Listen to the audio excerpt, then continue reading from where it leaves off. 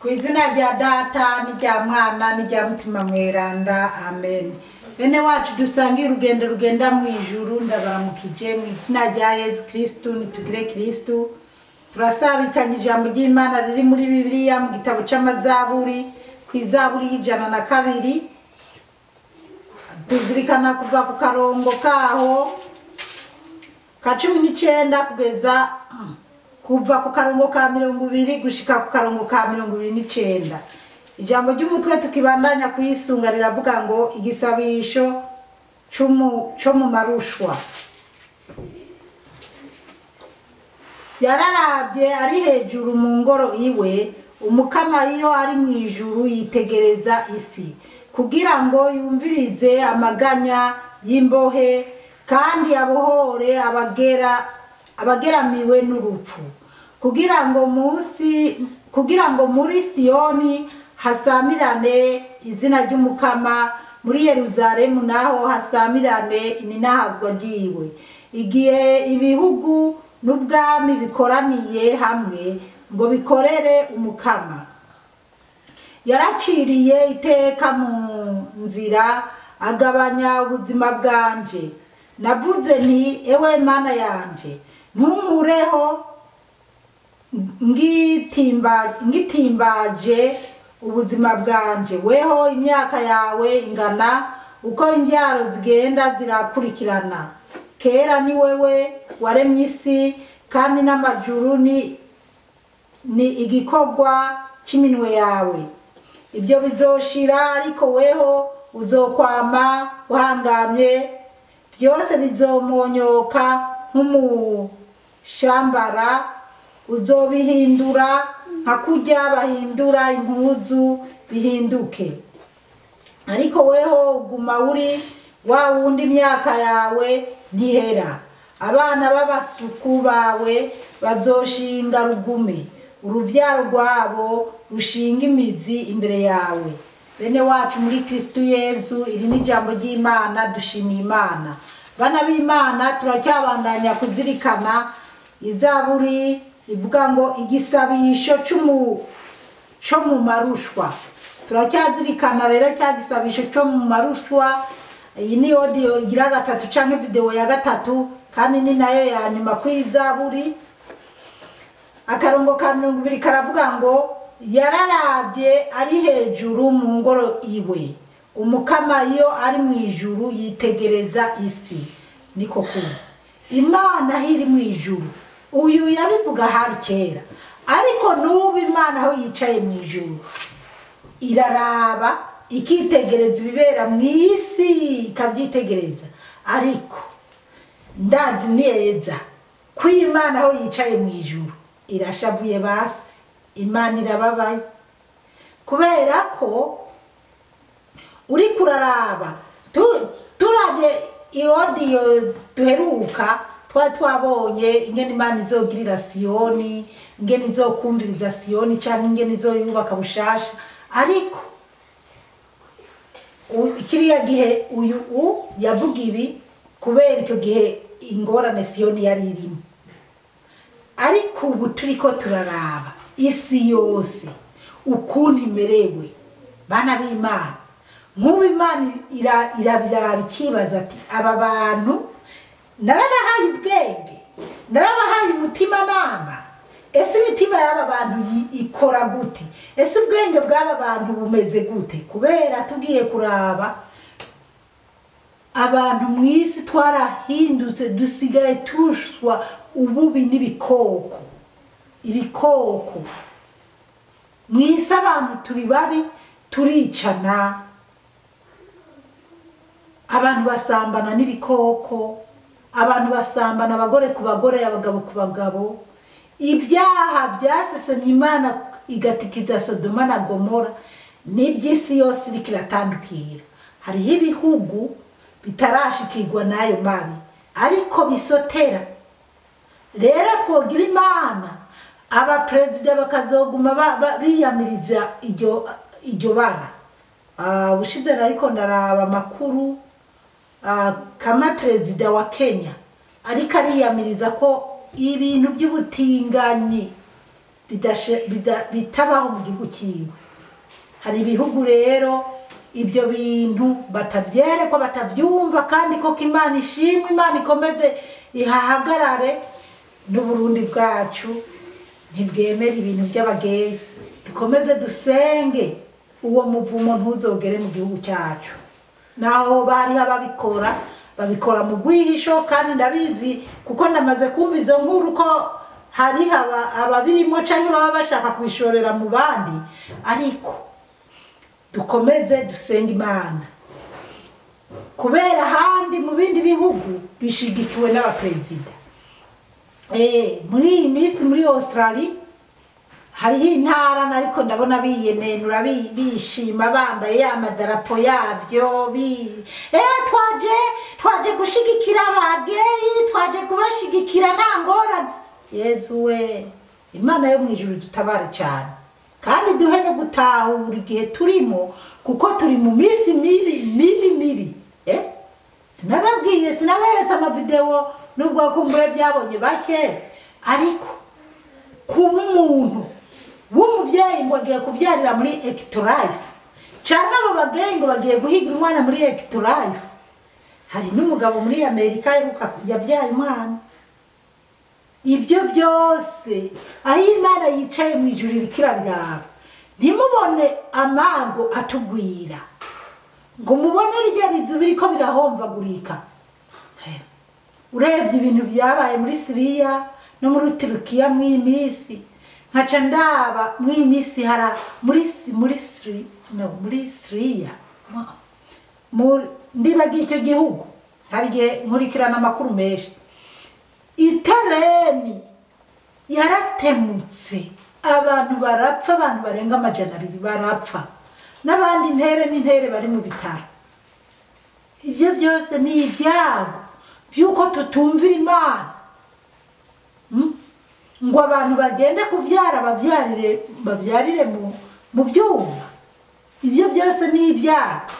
Mwibaze Imana hiri mu ijuru, mwumva kwari ari imbabazi twadukwiye? Ahubwo dushimira Imana ko ibintu biriko biba Yezu yaraje mu isi, wenyine akaba yaradusabiye imbabazi. Mugabo izo mbabazi zizoronka abantu bemera Imana, bazorangiza neza, canke Yezu yokubita inzamba akatujana. Nayo abandi benshi nukuri sinibaza. Tuze turasenga rero, kuko Imana hiri irababaye. Reka twihute. Karongo ka 21 kugira ngo yumvirize amaganya y'imbohe kandi abohore abageramiwe n'urupfu. We aravuga ngo Imana yicaye mu ijuru iraba mu isi kugira yumvirize amagorwa, amaganya y'imbohe, ababoheshwe barenganijwe. Mu isi abantu bangana iki bari mu mvuto barenganijwe? Ni benshi bari mu busho barenganijwe. Ibyo byose Imana irikirabiraba. 21 2 kugira ngo muri Siyoni hasamirane izina ry'Umukama. Ego yaravuga muri Siyoni kubera icyo gihe muri Siyoni niho hari ibyo bintu by'ibibazo, ariko kandi n'uyu muntu urumva yari yibereye mu gice cya Siyoni. Mugabo uyu munsi n'isi yose muri Yerusalemu naho hasamirane ininahazwa ryiwe. No muri Yerusalemu harabaye ibibazo. Ibyo onye muri kahise haba no muri Bibiliya turabisanga muri Bibiliya. Mukahise ko muri Bibiliya birimo. Muri Yerusalemu ibyo byose Imana yabiraba yicaye mu ijuru. N'ubu biriko biraba Imana irikirabiraba yicaye mu ijuru. Kandi bibubu ni bibi gusumba ibyari muri kiriya gihe. 2 igihe ibihugu n'ubwami bikoraniye hamwe ngo bikorere Umukama. 2:4 yaranciriye intege mu nzira agabanya ubuzima bwanje. Yaravuga we yumva ko yumva ko Imana yoba yaragabanije igihe cyo kubaho kiwe cyangwa ubuzima bwiwe. Twibukanye ko aho twatanguriye ku audio ya mbere twabonye ukuntu uyu muntu yarira avuga ko umukate atabasha kuwujya kubera umubabaro n'agahinda kw'inyama zumiye ku magufa. Rero niyo mpamvu avuga ngo igihe ibihugu n'ubwami bikoraniye hamwe ngo bikorere umukamo. Murantunga yaraciriye intege mu nzira agabanya ubuzima bwanje. Nibyo nariko ndasigura ukuntu yahora arira agaheba akajya umunyota n'imikata akabicanganya kubera ibibazo. Yumva ko Imana yoba itakimwitayeho, ko Imana yamuciriye kwiteka, ko Imana yamuhevye, ariko siko byari bimeze. Navuze nti ewe Mana yanje ntunkureho ngitimbaje ubuzima bwanje. Yarasaba Imana ngo Imana ntimukureho, kandi abona yarakibereye kuba mu isi. Babandi ngo tugisi mwa ngo tugisi isi burya iyo simvuga ibereye yo kuvuga ngo tugisi, kuko ushobora kuyirya nabi iyo ikakujya neza. Nta biraho byo kugisi kujya n'ubwishime n'amanyama, nta bintu biri hajya byo kugisha. Oya, rero n'uyu yumva ko yari karitakambira ati Imana imwongera iminsi yo kubaho kandi muhe ubuzima bwiza, umubiri wiwe wongera usubira itoto, agira akabiri keza, imukiza amaganya na babasi baguma bamutoteza kugira umukama amwongera igihe cyo kubaho amurabe byiza. Niho nababwiye ati Imana rero irahindukiza amateka y'umuntu yari yiheruye ko agiye gupfa, yari yabonye ko ataho bizohera ngo agaruke mu buzima bwiza. Imana ikabihindura, umuntu akisanga yicaye ku meza. Kumwe kwa Yobu yahuye n'ibigeragezo, nyuma akisanga Imana yamugarukiye amerewe neza. Weho imyaka yawe ingana uko imbyaro zigenda zirakurikirana. Yaravuga ngo ntumureho ngitimbaje ubuzima bwanje. Weho imyaka yawe ingana uko imbyaro zigenda zikurikirana. Yarabwira Imana imureke abarabayeho mu isi. Bugenda babwire isi iraryoshe, isi iraryoshe kubako iyo atabibazo uzurahura nabyo, wibereyeho mu itongo ryiza, mu nzu nziza, uba wumva ko utova mu isi. Ariko buriya nuko abantu benshi bataba bazi iyo bariko baraja. Buriya mu ijuru naho iyo tuja niho heza gusumba, mugabo kuri bamwe niho heza cyane, kuko abakoze neza bagenda ahantu heza, abakoze nabi nabo bakagenda ahantu habi cyane.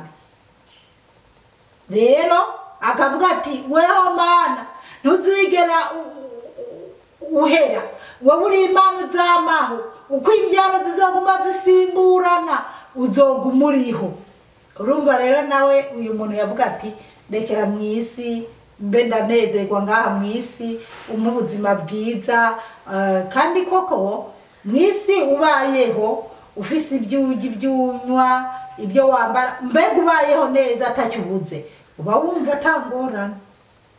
Mugabo iyo uri mu bibazo, hari abantu baba mu isi bafise, ntimwaba mubona abantu biyahura atacyo baguze, bafise amamangazini, bafise bararyohewe bameze neza. Mugabo umuntu akiyahura kubera hariho ingorane mu muryango, hariho ikibazo mu buzima bwiwe, hariho igitumye yiyahura, yiyatsa ubuzima.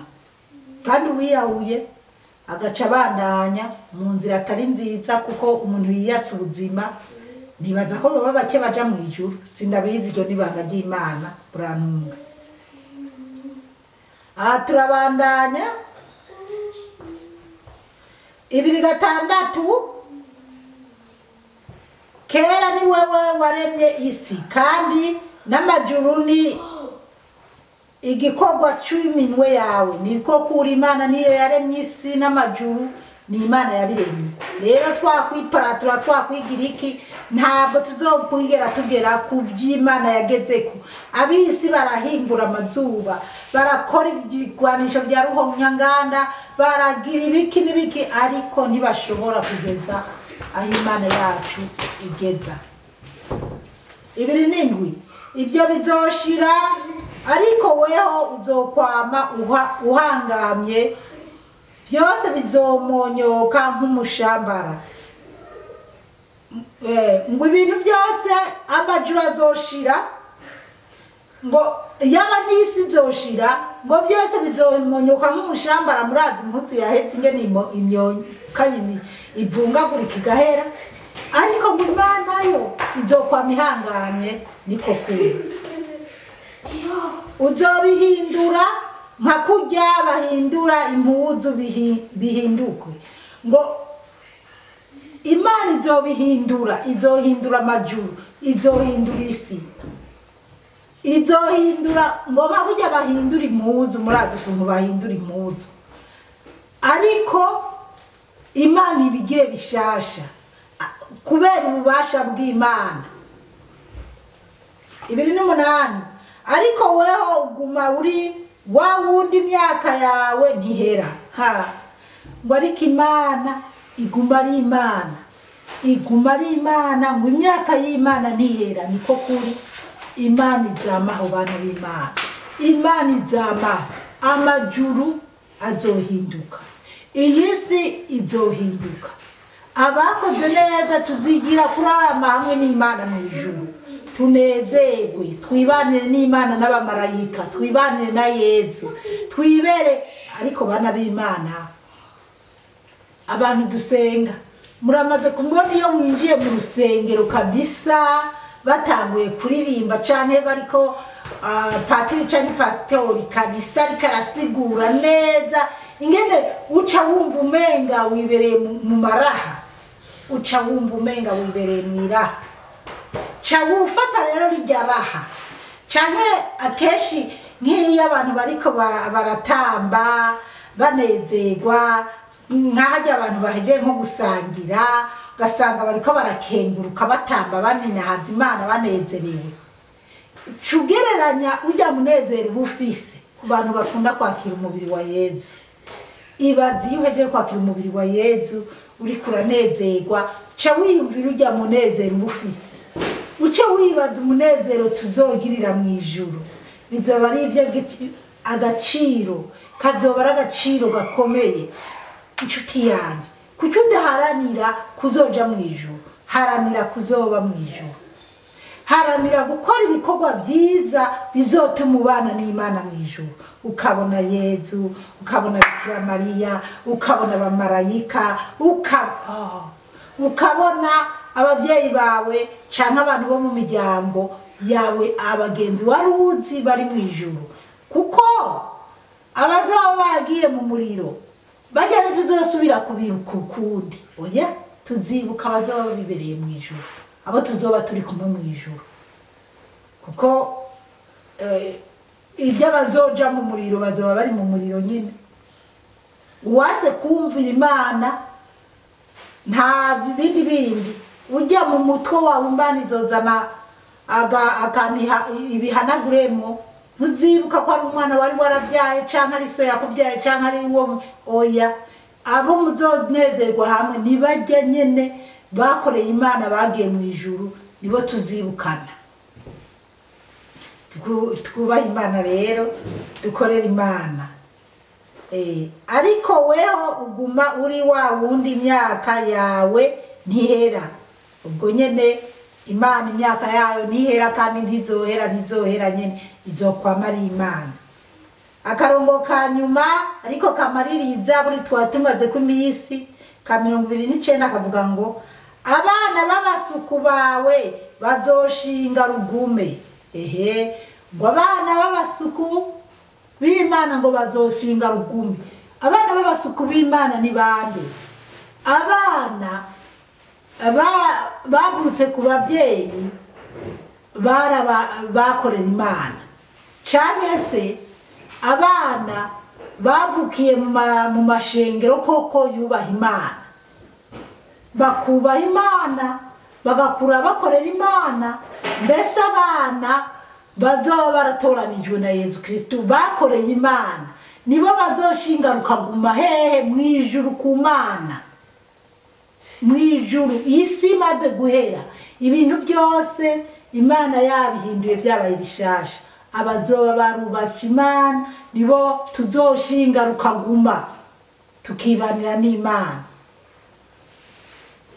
Urubyaro rwabo rushinga imizi imbere yawe birasobanutse ngo urubyaro rwabo rushinga imizi imbere y'Imana. Abo bana nyene b'Imana bo nyene Yezu yavyariye ku musaraba, bemera umusaraba, abemera ko Yezu Kristu yatubambiwe yadupfiriye akazuka akababara, abo nibo bana b'Imana bazokwibanira n'Imana, tuzibanira n'Imana tukaguma imbere y'Imana tunezerewe.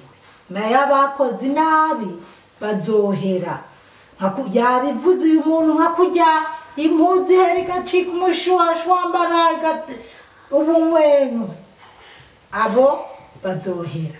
Ariko abakoreye Imana, abubaha Imana, abagenda mu kuri, abazokora bya bindi Yezu yatwigishije, narishonje murangaburira, nari kavantara warampaye indaro, nari mu bitaro waraje kundaba, nari mwibohero waranzaniye ko kurya, narishonje icyo nakivuze, nagenda gusa muranyambika. Abo bubahirije ibyo nibo bazoza kubana n'Imana. Naye abase kubikora ni babandi Yezu azobwira ati nimwumve imbere mwabivumenye, igiye urubanza rw'imperuka ruzoba ruhari. Iby'imbabazi zoba byarahetse. Imbabazi ni ku muntu azikeneye akiri mu mubiri, akiri mu buzima. Nayo bimaze guhinduka nta zindi mbabazi Yezu Kristo azoguha. Oya, nipfuza rero ari uwari we wese yumvirije iyi zaburi canke yumvise aya majambo ko yoharanira kuzoja mu ijuru. Ntituze tuburane mu ijuru, ntituze tuburane Yezu niyaza gutwara ishengero, ko nabonye Yezu atwaye ishengero, nabonye yajanye bake kandi koko n'ubu yokubita inzamba yojana bake, yojana bake. Haranira kuzoba muri abo bake, ntuzosigare kandi warasoma Bibiliya, warumvirije amawodiyo. Abana b'Imana hari abantu nzi, mwebwe nzi, niyo natanze inyigisho muba muri ko murambaza ati byagenze gute mukozi w'Imana kutaduhaye inyigisho. Nanje burya ndababwiza ukuri, jewe mbyutse imisi yose mu gitondo nugurura telefone yanje nkaraba ko muri groupe Radio Maria y'aba diaspora bashize mu ijambo ry'Imana ryo ku munsi, nkaryumviriza canke se ndaryumvirija mbanje kuritanga ku bandi bantu batandukanye banzi ko barikeneye. Rero nkamenya ati ndumvise ijambo ry'Imana nirigwa ndagendera ku munsi. Hari n'igihe bishoboka gake kabaho sindarisangemo. Iyo narisanzemo hariho umupatiri wo mu Rwanda yitwa Ladislas. Nca nihutira wewe mbanzi ko kuri YouTube yarisizeyo nkagenda kuri higa, hanyuma amakuru y'ibiriko biraba mu isi n'ibindi byose biza nyuma, mugabo nkitwararika kandi nanje yo ntango ubutuma akenshi ndabutanga gatatu mundu. mba nitwararitse ko ntegerezwa gutanga ubwo butumwa iyo atakihari cya mbere intambamyi mba nzi ko ntegerezwa gutanga ubwo butumwa. Rero bana b'Imana ni byiza rero ko tuza turumviriza ijambo ry'Imana tukarizirikana kandi ntibibe kumviriza gusa kuko ni byaba kumviriza ibyo Zipora navuze cyangwa ibyo patiri runaka cyangwa pastori runaka yavuze, ibyo ntibizaba bihagije, ahubwo ubwenge uzogira uzozuja muri Bibiliya wisomere, niba uzi gusoma wisomere, ibisigaye Mukama azokwitaho. Bana b'Imana mwarahezagiwe n'Imana, Umukama Imana bahezagire cyane, mwarahezagiwe n'Imana ku izina rya Data n'irya Mwana n'irya Mutima Mutagatifu, amen.